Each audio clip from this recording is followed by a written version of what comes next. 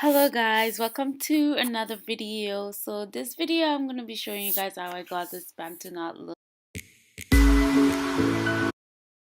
Alright, so here I'm like making sure that my hair is fully detangled and I'm just applying some hair oil product on it and combing through it to make sure that everything is nice and detangled. And anyways, so now I'm just gonna be quickly going over it again because I had like two.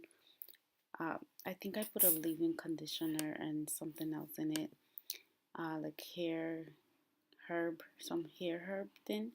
Oh, and some fertilizer. I remember now.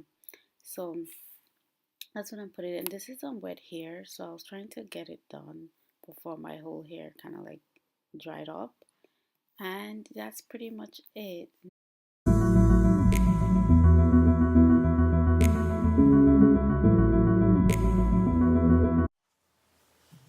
Hit that thumbs up button.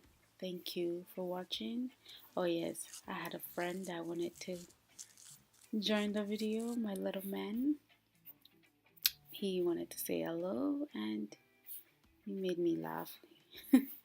So enjoy the video and I'll see you guys in another one. Peace.